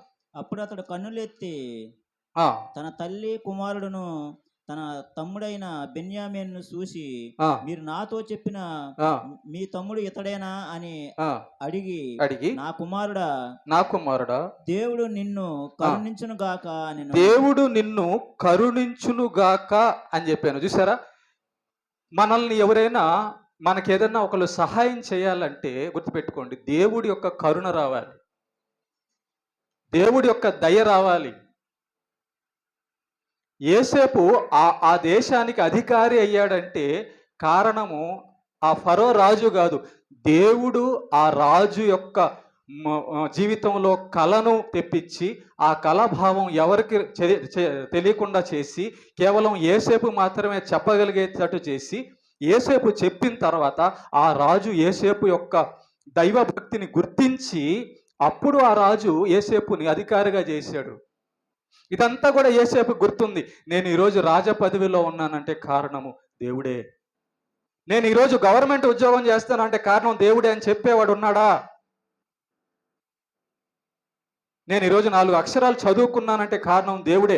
ఈరోజు నేను బతుకున్నానంటే కారణం దేవుడే. ఈరోజు నేను చూస్తున్నానంటే కారణం దేవుడే. ఈరోజు నేను అన్నం తింటున్నానంటే కారణం దేవుడే. ఈరోజు నేను నడుస్తున్నానంటే కారణం దేవుడే. ఈరోజు నేను పండుకొని లెగిశానంటే కారణం దేవుడే. ఏం జీవితం అండి యేసేపు జీవితం. దేవుడి గురించి యేసేపు పలుకుతున్న మాట, దేవుడు కరుణించును, దేవుడు కరుణించును. ఆయన కనికరం మనం పొందాలి, పొందితేనే భూమి మీద మనం కూడా అన్ని విధాలు బాగుంటాం. ఎలా వస్తుంది ఆయన కనికరం మన దగ్గరికి? మన ఇష్టానుసారంగా మనం బతికితే రాదు కదా దేవుడి కరుణ మన మీదకి. దేవునికి కోపం పుట్టిస్తే మన మీదకి దేవుడి కరుణ రాదు కదా. దేవుడి కరుణ ఉంటే బాగుంటాం. జైల్లో ఉన్నా బాగుంటాం, గుంటలో పడినా బాగుంటాం, అనాథ అయినా బాగుంటాం, ఒంటరైనా బాగుంటాం దేవుడి కరుణ ఉంటే. అమ్మేశారు, అన్నలు అమ్మేశారు యేసేపుని, కానీ దేవుని కరుణ ఉంది. ఈ మాటలన్నీ చూపించిన తర్వాత దేవుడి గురించి యేసేపు ఎలా అవగాహన కలిగి ఉన్నాడో, దేవుడి గురించి యేసేపు ఏం మాటలు పలుకుతున్నాడో మనం చూస్తున్నాం. తర్వాత దేవుడు యేసేపు గురించి ఏం చెప్తాడో అది కూడా చూద్దాం. దేవుడు కరుణించునమ్మా. కరుణించేవాడు దేవుడే. మనుషులు కరుణించకపోవచ్చు. నీకు ఒకసారి సహాయం చేస్తే దాన్ని నువ్వు మర్చిపోవచ్చు, కానీ దేవుడు మర్చిపోడు. ఒకసారి నీకు సహాయం చేస్తే దాన్ని మర్చిపోయి నువ్వు మోసం చేయొచ్చు, మనం మోసం చేయొచ్చు, కానీ దేవుడు అలాంటి వాడు కాదు. దేవుడు పేరట మనం చేసిన ఏ పనైనా ఆయన ఖచ్చితంగా గుర్తు పెట్టుకొని దానికి ప్రతిఫలం ఖచ్చితంగా ఇచ్చే నమ్మదగిన దేవుడే యేసు ప్రభు. మనం మర్చిపోతాం, చేసిన మేలులన్నీ మర్చిపోయి మనకు ఎవరైనా సహాయం చేశారనుకో, వాళ్ళు చేసిన మేళ్ళు మర్చిపోయి వాళ్ళకు మనం మోసం చేస్తాం, వాళ్ళకు మనం విరోధులుగా అయిపోతాం. కానీ దేవుడు అలాంటోడు కాదు. దేవుడు కరుణించువాడు. ఏమ్మా? తర్వాత ఇంకోటి చూద్దాం. 45వ అధ్యాయం 5వ వచనం. 45వ అధ్యాయం 5వ వచనం. అయినను నేనిక్కడికి వచ్చినట్లు మీరు నన్ను అమ్మివేసినందుకు దుఃఖపడకుడి. అన్నలతో చెప్తున్నాడు యేసేపు, దుఃఖపడకుడి, అది మీకు సంతాపము పుట్టింపనీయకుడి, ప్రాణరక్షణ కొరకు దేవుడు మీకు ముందుగా నన్ను పంపించను. చూసారా, మన ప్రాణాలన్నీ కాపాడేది దేవుడేయ్యా అని అన్నలతో చెబుతున్నాడు దేవుడి గురించి తమ్ముడు యేసేపు. మనకు అన్నం పెట్టేది దేవుడే. ఇదిగో ఈరోజు నన్ను దేవుడు ఐగుప్తుకు పంపించాడు కాబట్టి కదా, మీ దగ్గర ధాన్యం లేకపోతే మీరు ఇదిగో ఈ ఐగుప్తుకు వచ్చారు. దేవుడు ఇక్కడ నన్ను పెట్టాడు కాబట్టి కదా మీకు నేను బియ్యం ఇస్తున్నాను, మీరు తినగలుగుతున్నారు అన్నం అంటున్నాడు యేసేపు. వండర్ఫుల్ వర్డ్స్ అండి. అసలు బైబిల్ ఎలా చదవాలో తెలుసా? ఒక భక్తుడు తన జీవితంలో దేవుడి గురించి ఏం మాట్లాడాడో అది కానీ మనం వచనాల్లోంచి తీయగలిగితే ఆ భక్తుడి జీవితం మనకు అర్థమైపోద్ది. అతడికి దేవుడు అంటే ఎంత అవగాహన మనకు అర్థమైపోద్ది. అది బైబిల్ చదివే విధానం. చూసారా ఎలాగా నేను పరిశీలించి మీకు చెప్తున్నాను. 110 సంవత్సరాల జీవితంలో యేసేపు దేవుడి గురించి ఏమేం మాటలు పలికాడో అని తీసే మొత్తం నోట్ చేసుకుంటున్నారా? నేను చెప్తున్న వచనాలన్నీ లేకపోతే పక్కన నెట్టేశారా? నోట్ చేసుకోండి. తర్వాత చదివితే మీకు వండర్ఫుల్గా ఉంటుంది. యేసేపు దేవుడి గురించి ఆయా సందర్భాలలో ఆయా మనుషుల దగ్గర, రాజుల దగ్గర, ఇంట్లో వాళ్ళ దగ్గర ఇన్ని మాటలు దేవుడి గురించి మాట్లాడాడని ఆశ్చర్యపోతారు మీరు. ఓకేనా? ప్రాణరక్షణ కొరకు దేవుడు ముందుగా మన ప్రాణం నిలబడాలంటే కారణం దేవుడే, మనకు అన్నం కావాలంటే దేవుడే అనే మాట నువ్వు పలకగలిగి ఉండాలి. అప్పుడు నువ్వు విశ్వాసిగా ఉంటావు, అప్పుడు నువ్వు కరెక్ట్ భక్తిగా ఉంటావు, అప్పుడు నువ్వు ఆరాధన కరెక్ట్గా చేసేవాడుగా చేసేదానివిగా ఉంటావు. ఎక్కడున్నా దేవుడు మీద ఆనుకొని ఉంటావు, దేవుడు అనే ధైర్యంతో కలిగి ఉంటావు. ఓకే, తర్వాత వచనం చూద్దాం. 45వ అధ్యాయం 7వ వచనం. ప్రాణముతో కాపాడుటకు దేవుడు మీకు ముందుగా నన్ను పంపించాను. చూసారా, ప్రాణముతో మనం ఉండాలంటేనట దేవుడు మనల్ని కాపాడాలట. ఈ మాటలు మీరు నేర్చుకున్నారా? యేసేపు పలుకుతున్న మాటలు మీరు నేర్చుకున్నారా? మనం నేర్చుకున్నామా? అయ్యా నేను ప్రాణముతో ఉండాలంటే దేవుడు నన్ను కాపాడాలి. ఏం మాటలు మాట్లాడుతున్నాడు అండి. ఎంత జ్ఞానం అండి, ఎంత భక్తి అండి, ఎంత విశ్వాసం అండి యేసేపుకి. అందుకే యేసేపు జీవితం సూపర్. 110 సంవత్సరాల జీవితంలో ఒక్క తప్పు కూడా లేదు యేసేపు జీవితం. వాట్ ఎ వండర్ఫుల్ లైఫ్ యేసేపుది. ఓకే, ఇంకా చూద్దాం, ఇంకొన్ని వచనాలు చూద్దాం. 45వ అధ్యాయం 8వ వచనం. 45వ అధ్యాయం 8వ వచనం. కాబట్టి దేవుడే గాని మీరు నన్ను ఇక్కడికి పంపలేదు. దేవుడే నన్ను ఫరోకు తండ్రిగాను తన ఇంటి వారికి అందరికీ ప్రభువుగాను ఐగుప్తు దేశమంతటి మీద ఏలికగాను నియమించాను. నువ్వు పనికి వెళ్తున్నావే, ఆ పని ఎవరి వలన దొరికిందో తెలుసా? నువ్వు పెళ్లి చేసుకున్నావే, ఆ భర్త ఎవరి వలన దొరికాడో తెలుసా? నువ్వు అమ్మా నాన్న అంటున్నావే, ఆ అమ్మా నాన్న నీకు ఇచ్చింది ఎవరో తెలుసా? నువ్వు నా ఇల్లు అంటున్నావే, ఆ ఇల్లు నీకు ఇచ్చింది ఎవరో తెలుసా? నేను ఫలానా ఉద్యోగిని అంటున్నావే, నేను గవర్నమెంట్ ఉద్యోగిని అంటున్నావే, ఆ ఉద్యోగం నీకు ఇచ్చిన వాడు ఎవడో తెలుసా? యోసేపు అంటున్నాడు, ఈ దేశానికి నేను రాజునయ్యానంటే నన్ను రాజుగా చేసింది మా నాన్న మా అమ్మ, నా చదువు కాదు, దేవుడు అంటున్నాడు.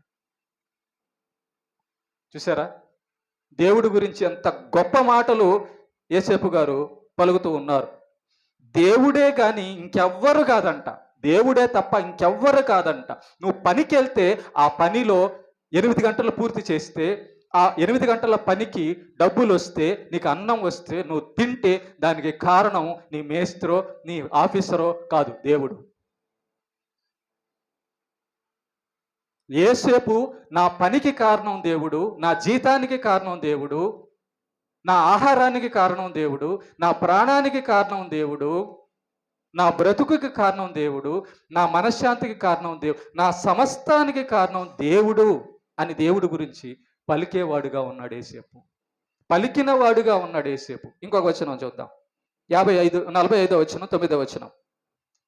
45వ వచనం 9వ వచనం. మీరు త్వరగా తండ్రి వద్దకు వెళ్ళి అతనితో నీ కుమారుడైన యోసేపు దేవుడు నన్ను ఐగుప్తు దేశం అంతటికి ప్రభువుగా నియమించెను, నా యొద్దకు రమ్ము, అక్కడ ఉండవద్దు. చూసారా, తండ్రికి కబురు పంపిస్తున్నాడు అన్నల ద్వారా. అన్నలారా, మీరు నాన్నకేం చెప్తారంటే దేవుడు నన్ను ఈ దేశానికి రాజుగా చేశాడు అని చెప్పి నాన్నకు చెప్పండి అని చెప్పి కన్న తండ్రికి దేవుడి గురించి సాక్ష్యం చెప్తున్నాడు. తోబుట్టులైన అన్నలకు దేవుడి గురించి సాక్ష్యం చెప్తున్నాడు. అంటే ఇంట్లో దేవుడి గురించి చెప్తున్నాడు, బయట రాజు దగ్గర దేవుడి గురించి చెప్తున్నాడు, తన జీవితం మొత్తం కూడా దేవుడి గురించే చెప్తున్నాడు. దేవుడు పేరెత్తకుండా ఏ రోజు యోసేపు మాట్లాడలేదు. దేవుడు పేరెత్తకుండా ఏ మనిషి దగ్గర మాట్లాడలేదు యోసేపు. అందరి దగ్గర దేవుడి గురించి చెప్పడమే, ఇంట్లో దేవుడి గురించి చెప్పడమే. ఇందుకు కదా యోసేపు జీవితం బైబిల్లో మనకు రాపిచ్చింది. నా జీవితాల పేజీ చూస్తే ఎలా ఉంటుందో, ఎన్ని మోసాలు, ఎన్ని ద్రోహాలు, ఎన్ని దేవుడి మీద విసుక్కోవడాలు, ఎన్ని దేవుడికి మోసం చేయడాలు ఉంటాయో మన పేజీల్లో. మన జీవితం అనే పేజీల్లో దేవుడి గురించి మహిమ ఉంటుందా? దేవుడు అంటే భయం ఉంటుందా? దేవుణ్ణి ఘనపరచడం ఉంటుందా? దేవుణ్ణి బాధ పెట్టకుండా సంతోషపరచడం అనేది మన జీవితం అనే పేజీలో ఉంటుందా? యోసేపు జీవితం పేజీల్లో చూస్తున్నాం అదంతా కూడా. ఇంకొక వచనం చూద్దాం. ఇంకొక వచనం 48వ అధ్యాయం. చూసారా, ఇక్కడ యోసేపు తన బిడ్డలిద్దరిని తీసుకొస్తాడు యాకోబు దగ్గరికి. తన తండ్రి అయిన యాకోబు దగ్గరికి యోసేపు తీసుకొస్తాడు. తీసుకొచ్చి ఈ యొక్క యాకోబు అడుగుతాడు, అయ్యా ఈ ఇద్దరు పిల్లలు ఎవరు అంటే 48వ అధ్యాయంలో ఈ ఇద్దరు పిల్లలు ఎవరు అని అడిగితే చూడండి, 48వ అధ్యాయం 9వ వచనం చదవండి ఒకసారి. వీరు నా కుమారులు, వీరిని ఈ దేశమందు దేవుడు నాకు అందించనని చెప్పాను. ఇటు చూడండి ఒకసారి. ఈ యొక్క యోసేపు తనకి ఇద్దరు కుమారులు పుడితే, యోసేపు యొక్క తండ్రి అయిన యాకోబు దగ్గరికి యోసేపు ఆ ఇద్దరు పిల్లల్ని తీసుకెళ్తే, యాకోబు అడుగుతున్నాడు, ఈ ఇద్దరు పిల్లలు ఎవరు నాయనా అని తన కుమారుడైన యోసేపుని అడిగితే, యోసేపు ఏం చెప్తున్నాడు తెలుసా? తండ్రి వీళ్ళు నా బిడ్డలే అని డైరెక్ట్గా చెప్పలా. ఏమని చెప్తున్నాడు తెలుసా? నాన్న, ఈ ఇద్దరు బిడ్డలు దేవుడు నాకు అనుగ్రహించిన బిడ్డలు. బిడ్డలు దేవుడి వారే, డబ్బు దేవుడిదే, బ్రతుకు దేవుడిదే, ఇంకా సొంతదే ఉంది ఏమీ లేదు. నిజమే, నిజం అంటే నిజం ఒప్పుకుంటున్నాడు, నిజం అంటే నిజం మాట్లాడుతున్నాడు. ఈ యేసేపును చూసి మనం బతకాలండి, యేసేపులా బతకాలంతే. బిడ్డలు దేవుడి వారే అంటున్నాడు. ఈ మాట ఒక తల్లి ఒక తండ్రి చెప్పగలుగుతుందా? హన్నా చెప్పింది కాబట్టి, హన్నాకు తెలుసు కాబట్టి బిడ్డని దేవుడికి చేసింది. యేసేపుకు తెలిసింది కాబట్టి వీళ్ళు దేవుడి వలన పుట్టిన వాళ్ళని, వీళ్ళు దేవుడు నాకు అనుగ్రహించాడు అని చెప్తున్నాడు యేసేపు. ఇంకొక వచనం చూద్దాం, 50 అధ్యాయం 19వ వచనం చూడండి ఒకసారి. 50:19 ఆదికాండము 50 అధ్యాయం 19వ వచనం. యేసేపు భయపడకుడి, నేను దేవుని స్థానమందున్నానా అంటే చూడండి, చాలామంది ఏమంటుంటారంటే, చాలామంది అయ్యా ఆయన దేవుడు లాంటోడు, ఈ మాట అనకూడదు, గుర్తుపెట్టుకోండి. కొంతమంది అంటుంటారు, వింటున్నారా, అదిగో ఎవరన్నా డబ్బులు ఇచ్చారనుకో ఆయన దేవుళ్ళ అంటోడు, ఎవరన్నా నీకు సాయం చేశారనుకో ఆయన దేవుళ్ళ అంటోడు, ఆయనే నా సృష్టికర్త, నీకు డబ్బులు ఇచ్చిన అతనే నా సృష్టికర్త ఈ భూమికి, మరి ఆయన దేవుళ్ళ అంటోడు అంటున్నావు. యేసేపుకి ఎవరిని దేవుడు అనాలో ఎవరిని దేవుడు అనకూడదో తెలుసు, అవగాహన ఉంది. ఏం ఆలోచనలు, ఏం జ్ఞానం పొందున్నాడు దేవుడి గురించి చూడండి. నువ్వు ఎవరిని దేవుడు అంటావు? మీ ఆయన్నా, మీ అమ్మనా, మీ నాన్ననా, నీ ముఖ్యమంత్రినా, నీ అభిమాన సినిమా హీరోనా? కొంతమంది అంటుంటారు, అదిగో ఆ హీరో నాకు దేవుళ్ళ అంటాడు, ఆ క్రికెటరు నాకు దేవుళ్ళ అంటాడు. ఏమంటే దేవుడైతే బతికే ఉంటాడు కదా ఎప్పుడు. రామారావు ఉన్నాడా చచ్చిపోయాడా? చాలామంది రామారావుని దేవుడు అన్నారు. రాజశేఖర రెడ్డి ఉన్నాడా చనిపోయాడా? చాలామంది రాజశేఖరుని దేవుడు అన్నాడు. ఎక్కడ ఆ దేవుడు లేరి.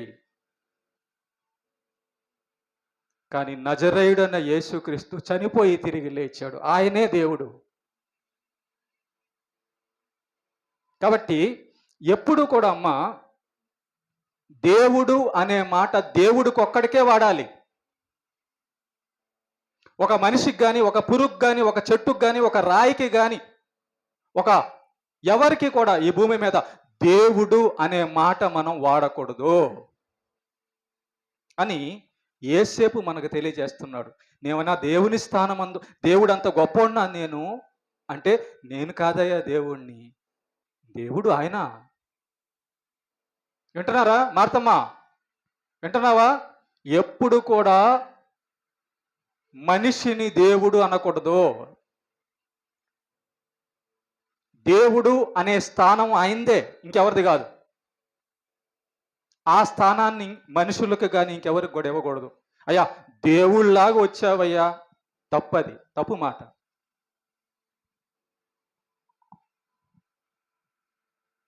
అనకూడదు అలా. కాబట్టి యేసేపు దేవుడి గురించి కలిగిన అవగాహన చూడండి. దేవుడు తప్ప ఇంకెవరు దేవుడు కాదు, దేవుడే దేవుడు. నువ్వు ఎవరినన్నా ఈ మాట అనేటప్పుడు నీకు అవగాహన ఉంటే మనిషిని దేవుడు అన్నావు.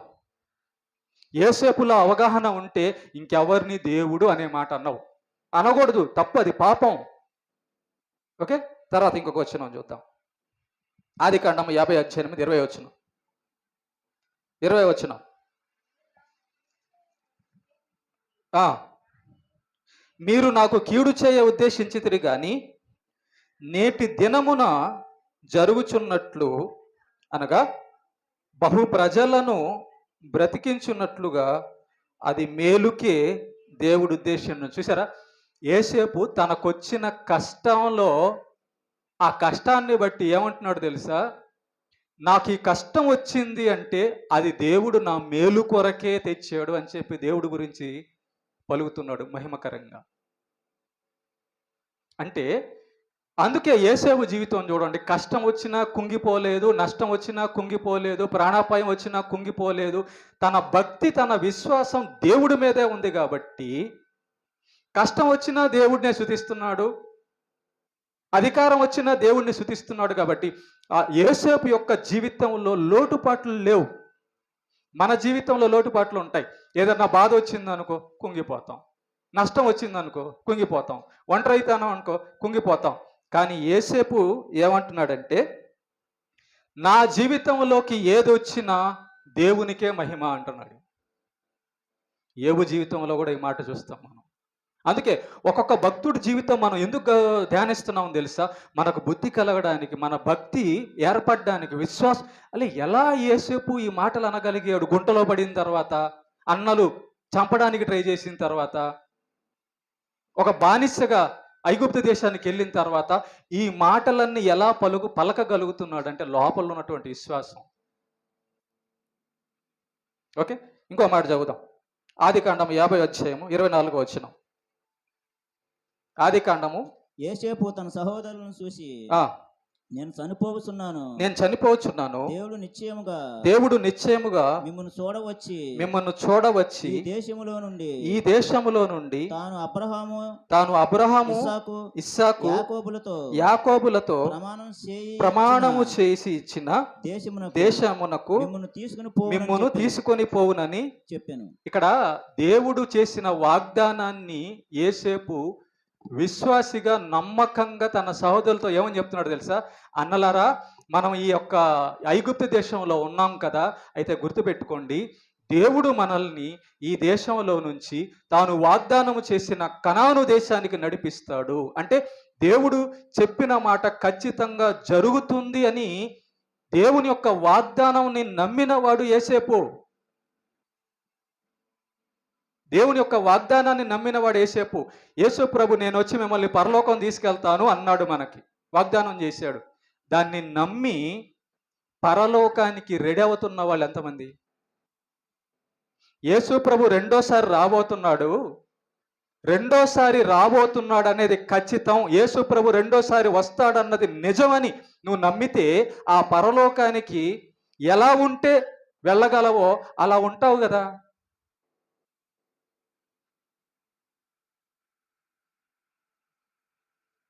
ఈ క్షణం యేసు ప్రభు వస్తే నీది పరలోకానికి వెళ్ళే యోసేపు లాంటి జీవితమా?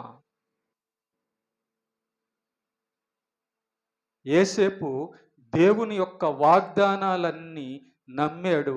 యోసేపు దేవుని యొక్క మాట ఖచ్చితంగా జరుగుతుంది అని నమ్మాడు, నమ్మినవాడు. ఇంకో వచనం చూద్దాం.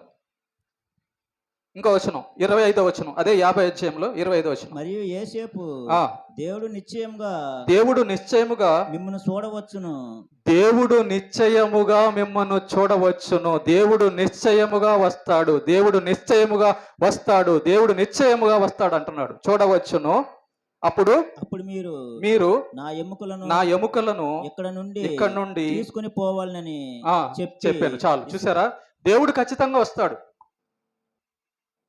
దేవుడు ఖచ్చితంగా వస్తాడు అంటే అక్కడ జరగబోయే సన్నివేశాన్ని, దేవుడిచ్చిన వాగ్దానాన్ని గురించి మాట్లాడుతున్న సందర్భం ఇది.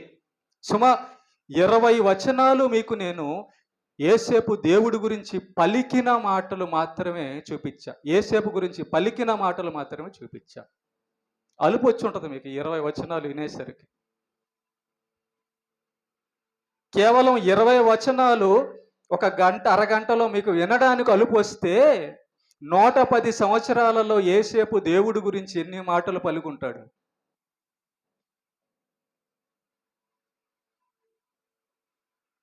కదా. తర్వాత మళ్ళా వివరిస్తా. ఈ భాగం ఈరోజు పూర్తి చేయాలనుకుంటున్నా. ఆదికాండం ఎంతతో పూర్తి చేయాలనుకుంటున్నాను కాబట్టి కొంచెం టైం అయినా వినండి. రేపు బతుకుంటారో మనకు తెలియదు. ఓకేనా? ఈరోజు కళ్ళు మూస్తే ఎక్కడికి వెళ్ళాలా? నరకానికి కాదు, పరలోకం వెళ్ళాలంటే యోసేపు లాంటి భక్తి మనకు అర్థం కావాలి. Okay, right. ఇప్పుడు యోసేపు దేవుడు గురించి ఇలా పలకడానికి కారణం ఇదంతా మనం విన్నాం. ఏమేమి పలికాడు విన్నాం కదా. అయితే దేవుడి విషయంలో యోసేపు ఎలాంటి అవగాహన మాటలు కలిగి ఉన్నాడు ఇప్పుడు మనం చూసాము. దేవుడు యోసేపు గురించి ఏం చెప్తున్నాడు అది కూడా ఒక 2-3 వచనాలు చూద్దాం రండి. ఆదికాండము 39వ అధ్యాయం 2వ వచనం చదవండి. ఆదికాండము 39వ అధ్యాయము. యెహోవా యోసేపుకు తోడై ఉండెను గనుక యోసేపుకు తోడై ఉండెను గనుక అతడు వర్ధిల్లుచు. చాలు. యెహోవా ఎవరికి తోడై ఉన్నాడంట? ఎందుకు తోడై ఉన్నాడు ఆయన యోసేపుకి? అతని జీవితంలో దేవుడి గురించి పలికిన మాటలు చూసారా, విన్నారా? మరి ఇలాంటి వాళ్ళకే కదా దేవుడు తోడై ఉంటాడు. యోసేపు లాంటి వారికి దేవుడు తోడై ఉంటాడు. యెహోవాట అందుకే ఇలాంటి భక్తి, ఇలాంటి విశ్వాసం, అలాంటి ప్రవర్తన, అలాంటి భయము దేవుడి ఎడల కలిగి ఉన్నాడు కాబట్టి దేవుడైన యెహోవా అంట యోసేపుకు తోడై ఉన్నాడట. అవును, తోడై ఉన్నాడు కాబట్టి గుంటలోంచి తీశాడు. తోడై ఉన్నాడు కాబట్టి ఐగుప్తులో రాజుని చేశాడు. తోడై ఉన్నాడు కాబట్టి బానిసగా ఉన్న స్వతంత్రత ఇచ్చాడు. ఏమా? ఇంకో వచనం చూద్దాం. 39వ అధ్యాయం 5వ వచనం.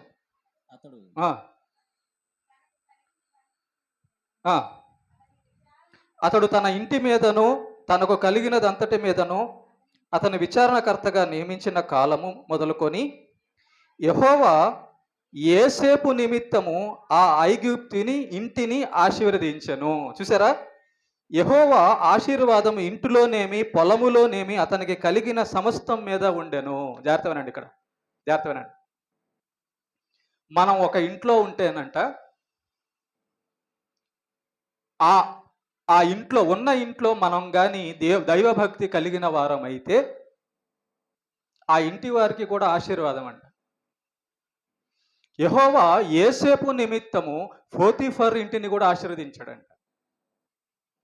గుర్తుపెట్టుకో, యోసేపు వలె మనం భక్తి కలిగి ఉంటే నీ భర్త బాగుంటాడు, నీ భార్య బాగుంటుంది, నీ పిల్లలు బాగుంటారు, నీ యొక్క తల్లిదండ్రులు బాగుంటారు, నీ ఇల్లు బాగుంటుంది. అయితే యోసేపు లాంటి భక్తి కలిగిన ఆ భక్తిని చూసి ఆ ఇంట్లో వాళ్ళు కూడా సహకరించాలి యోసేపుకి. పోతీఫరు యోసేపును కనిపెట్టాడు. ఇతను వచ్చిన తర్వాతే నాకు ఆశీర్వాదాలన్నీ వచ్చాయని కనిపెట్టాడు. అలాంటి వాళ్ళకే ఆశీర్వాదం వస్తుంది. మళ్ళా నువ్వు ఒక్కడివే ఇంట్లో భక్తిగా ఉన్నావు అనుకో, మిగతా వాళ్ళందరూ దొంగలుగా ఉన్నారు అనుకో, రాదు. ఏమొస్తుంది అప్పుడు తెలుసా? కష్టాలు వస్తాయి. చర్చికి వెళ్తా 4 పట్టుకుంది అంతా అంటాడు మీ ఆయన లేదా మీ తండ్రి. అలాగే వచ్చింది. దైవభక్తి కలిగి ఉంటే కష్టం వస్తుంది, దైవభక్తి కలిగి ఉంటే ఆశీర్వాదం కూడా వస్తుంది. అయితే దైవభక్తి కలిగి ఉంటే దేవుడి తోడు ఉంటాడు. ఏమా? ఇంకో మాట చదువుదాం. 23వ వచనం, 39వ అధ్యాయం 23వ వచనం. యోసేపు యెహోవా అతనికి తోడై ఉండెను గనుక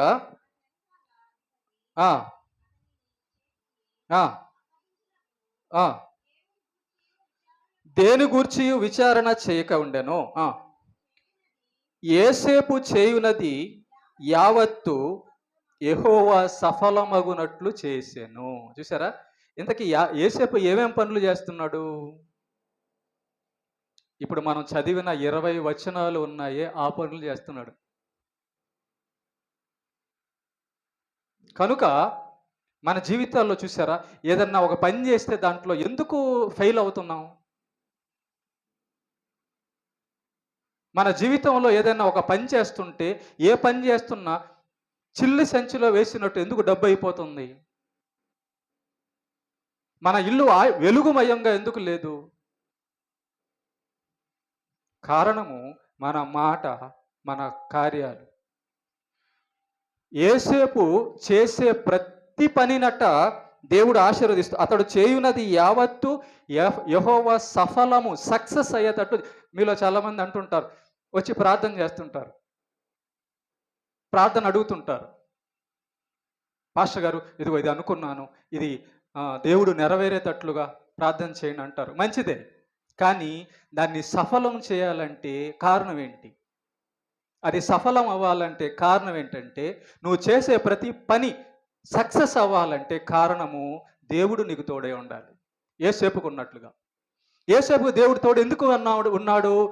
ఎక్కడ కూడా యోసేపు దేవుడికి విరుద్ధంగా మాట్లాడలేదు, పనిచేయలేదు.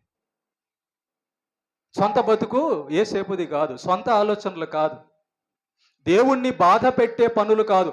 నేనే ఈ దేశానికి రాజు అని ఏమన్నా నెత్తికి కొమ్ములు వచ్చాయా యోసేపుకి? నేనే జ్ఞానిని, కొమ్ములు ఏమైనా వచ్చాయా? వెళ్ళకపోతే ఏం కాదు, నిర్లక్ష్యమా యోసేపు జీవితం? నేర్చుకుందామండి ఒక్కొక్క భక్తు.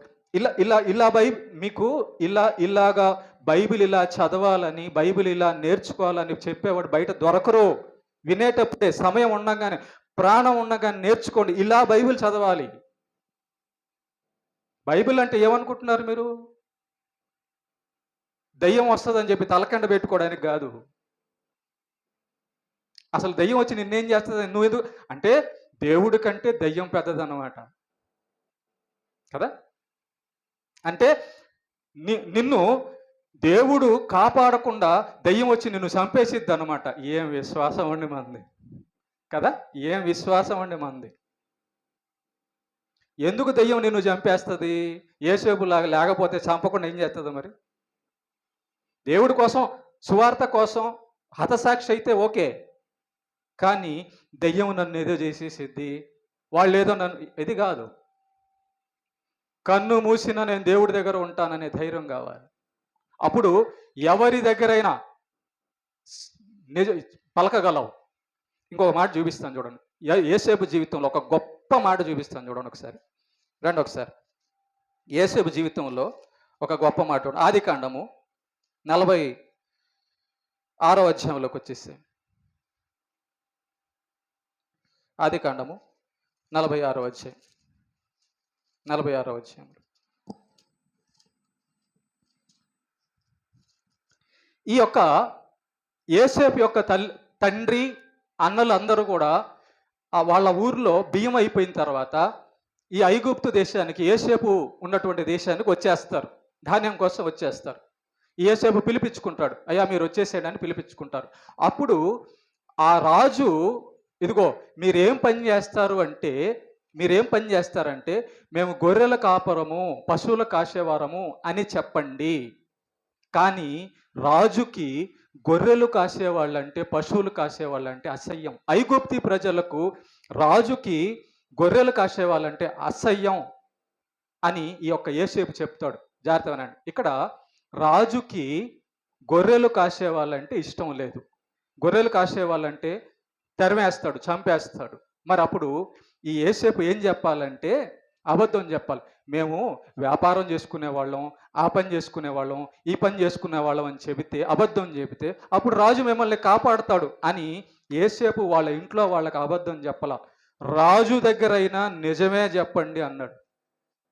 చూస్తారా వచనం? చూడండి ఒకసారి. 47వ అధ్యాయంలో 46 33 చదవండి. ముందు 33. గొర్రెల కాపరైన ప్రతివాడు ఐగుప్తులకు హేయుడు కనుక ఫరో మిమ్మును పిలిపించి మీ వృత్తి ఏమిటని అడిగినలా మీరు గోషెను దేశమందు కాపురముడున్నట్లు మా చిన్నతనము నుండి ఇది వరకు నీ దాసులమైన మేమును మా పూర్వీకులమును పశువులు గల వారమై ఉన్నామని తండ్రికి అన్నలకి బుద్ధి చెప్తున్నాడు. అబద్ధం చెప్పబాకండి, నిజమే చెప్పండి అని యేసేపు. నోట అబద్ధం లేదు. రాజు చంపితే ఏంటి, ఇంకొకటి చెప్తే ఏంటి? రారాజు నా దేవుడు, ప్రభువులకు ప్రభువు నా దేవుడు. ఒక జడ్జికి భయపడేదేంటి, ఒక ప్రధానమంత్రికి భయపడేదేంటి, ఒక పోలీసుకి భయపడేదేంటి? చూడండి ఇక్కడ యేసేపు ఏం మాట్లాడుతున్నాడు చూడండి. రాజుకు భయపడొద్దు, జడ్జికి భయపడొద్దు, పోలీసుకి భయపడొద్దు, నిజం చెప్పండి అంటున్నాడు. నేనేమన్నా సొంత మాటలు ఏమన్నా చెప్తున్నానా? చూడండి కింద చూడండి, 47వ అధ్యాయంలో చూడండి 2వ వచనం. తన సహోదరులందరితో 5గురిని వెంట పెట్టుకొని పోయి వారిని ఫరో సమక్షమందు ఉంచెను.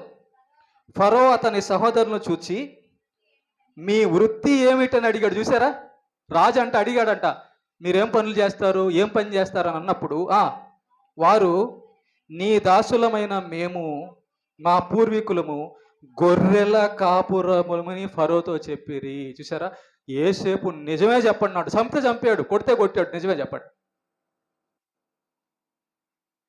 ఒక రాజు దగ్గర కూడా నిజమే చెప్పినటువంటి భక్తుడు యేసేపు. మనం ప్రాణం మీదకి వచ్చేస్తే నువ్వెవరో మాకు తెలియదు, అంతే. ప్రాణం మీదకి వచ్చిందనుకో, నువ్వు యేసయ్యా నువ్వెవరో మాకు, మేము ఎక్కడ క్రైస్తవులు, అసలు చర్చ్ ఎట్లా ఉంటుందో మాకు తెలియదు. చర్చ్ అంటే ఏంటి? యేసు ప్రభు అమెరికా దేవుడా? అది మన భక్తి. దేవుడి కంటే నీకు ప్రాణం ఎక్కువ? ఆ ప్రాణం ఇచ్చింది యేసయ్యమ్మ. దేవుడి కంటే నీ తల్లిదండ్రులు బంధువులు ఎక్కువ? వాళ్ళని ఇచ్చింది యేసయ్య.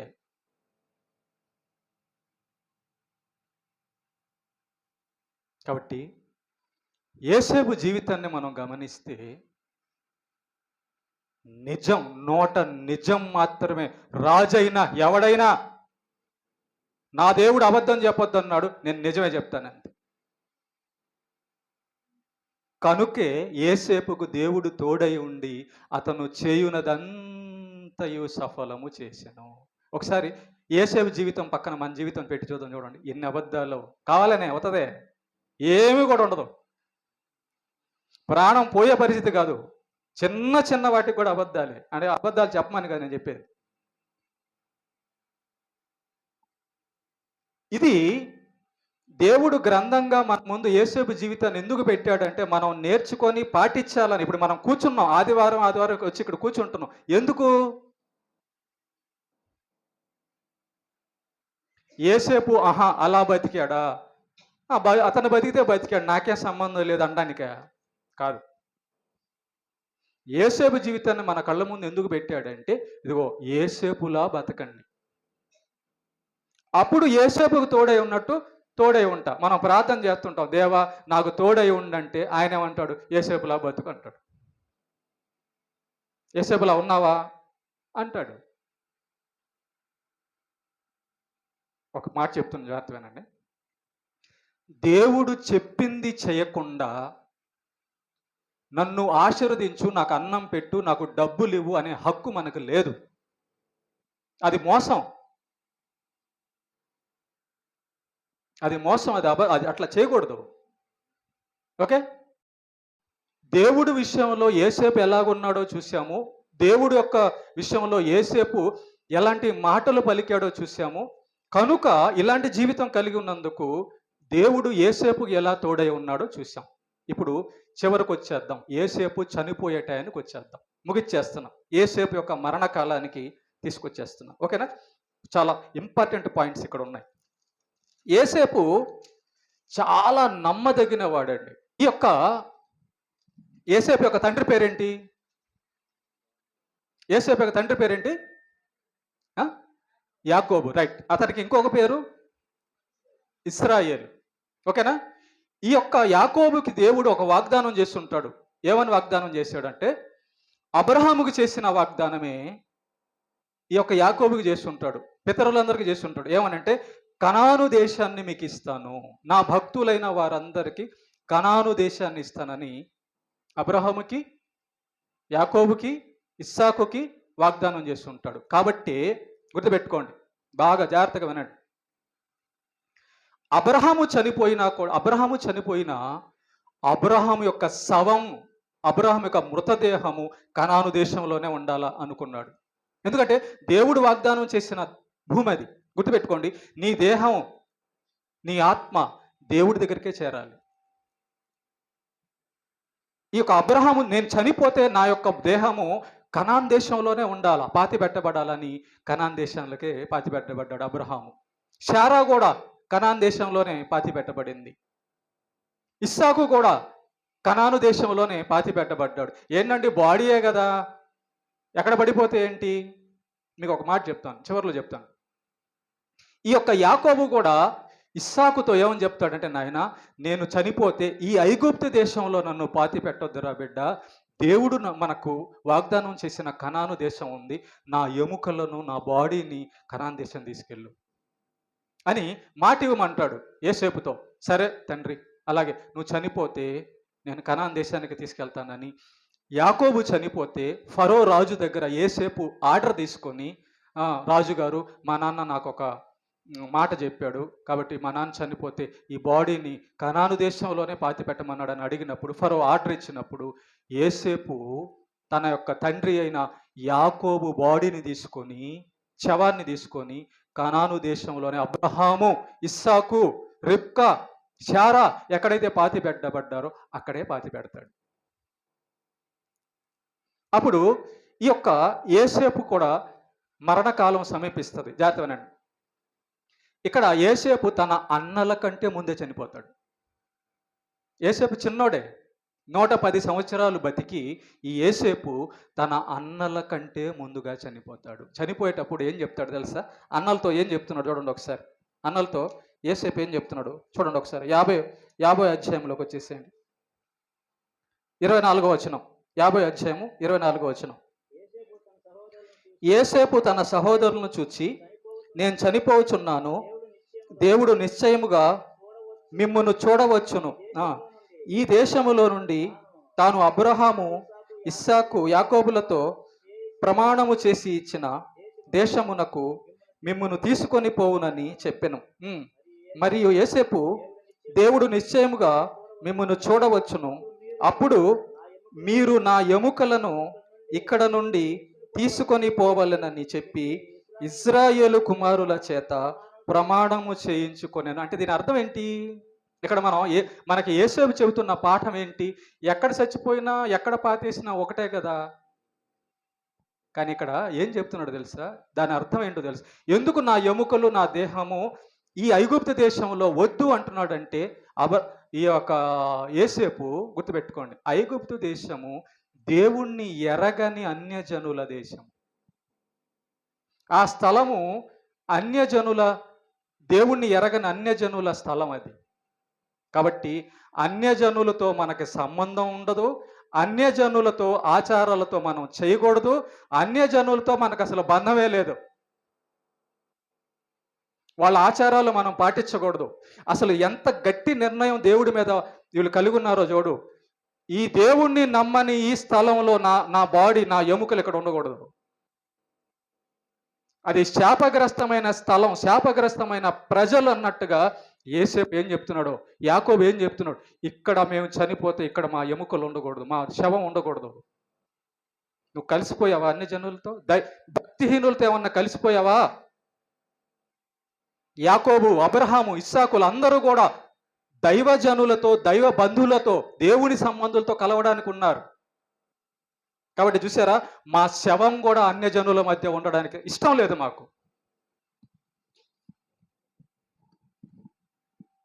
అని యోసేపు చనిపోయిన, అన్నలారా నేను చనిపోతే నా బాడీని ఇక్కడ పెట్టొద్దు, దేవుడు వాగ్దానం చేసిన ఆ కనానికే తీసుకెళ్ళిపోండి అంటున్నాడు. ఖచ్చితంగా దేవుడు మిమ్మల్ని చూడడానికి వస్తాడు, ఈ దేశం నుంచి మిమ్మల్ని కనాన్ దేశానికి నడిపిస్తాడు. అప్పుడు జ్ఞాపకం పెట్టుకోండి, మీరు వెళ్ళిపోయేటప్పుడు, ఈ ఐగుప్తులోంచి మీరందరూ వెళ్ళిపోయేటప్పుడు నా శవాన్ని కూడా, నా ఎముకలను కూడా తీసుకెళ్ళిపోండి.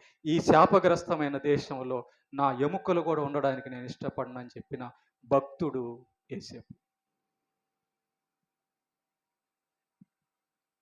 ఒకసారి ఈ ప్రజలను, ఈ స్థలాలను చూడండి.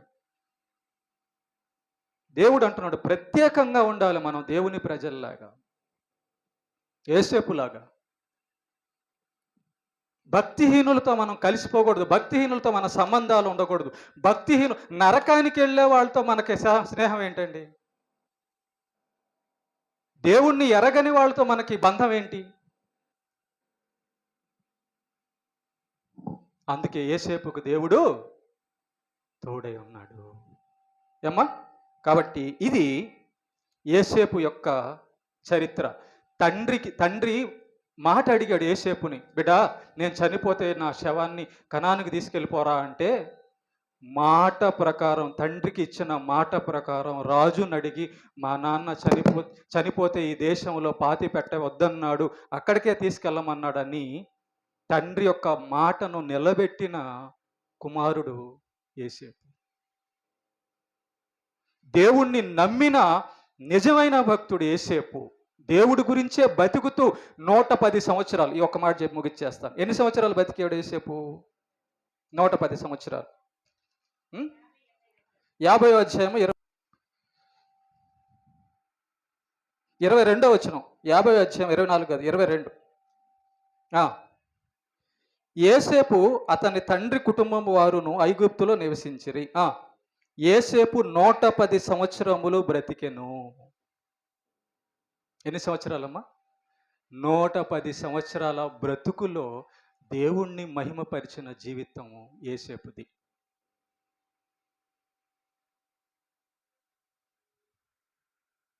ఓకే, 110 సంవత్సరాల భక్తి. సూపర్. ఆ 110 సంవత్సరాల భక్తి కలిగిన యేసేపు జీవితం నీతిమంతులను జ్ఞాపకము చేసుకొనుట ఆశీర్వాదకరమని బైబిల్లో దేవుడు రాపిచ్చాడు. మీకు ఇప్పుడు బాధపడాల, మీరు నిజంగా చదువు రాని వాళ్ళైతే బాధపడాల. ఏంటి ఇంత గొప్ప విషయాలు బైబిల్లో దేవుడు రాపిచ్చాడా, అయితే నేను చదువుకుంటా, దేవుడు నా గురించి ఏం రాపిచ్చాడో, ఆయన గురించి ఏం రాపిచ్చాడో అదంతా చదువుకుంటానని చదవండి. టైం అంతా సెల్ ఫోన్లోనో ఇంకో దాంట్లోనో వేస్ట్ చేయొద్దు. మళ్ళా రాదు. దేవుడు నీ కోసం నా కోసం రాయించిన సత్యం ఇది. నువ్వు ఉదయం నుంచి రాత్రి పడుకునే బాధగా డబ్బు, అది ఇది చెత్త చెదారం అంటున్నావు. ఇంకెప్పుడు టైం నీకు బైబిల్ చదవడానికి? ఇన్ని గొప్ప విషయాలు ఎప్పుడు తెలుస్తాయి, ఎలా తెలుస్తాయి నీకు? నీకు వచ్చే మంచి భవిష్యత్తు, పరలోకం దేశం నిర్మించాడు. అందుకే అబ్రహాము ఆ దేశానికి వెళ్ళిపోవాలి, అక్కడ ఉండాలి, నేను ఆ ఊరు వాడిని. ఇందాక ఒక పాట పాడాం, పరదేశులమే. ఈ లోకంలో మనకు అన్నీ ఉండడానికి ఈ లోకం మందా? పరదేశులమే మనమంతా పరమున చేరే వరకు యాత్రికులం అండి మనం. ఏ రోజు నీ డేట్ వస్తుందో తెలియదు, వెళ్ళిపోవాలి. నాకు 4 ఎకరాలు ఉన్నాయంటే వదిలేస్తాడేం దేవుడు? కుదరదు. మా అమ్మాయికి ఇంకా పెళ్లి చేయలేదు, అబ్బాయికి ఇంకా పెళ్లి చేయలేదు అంటే వదిలేస్తాడా? నో.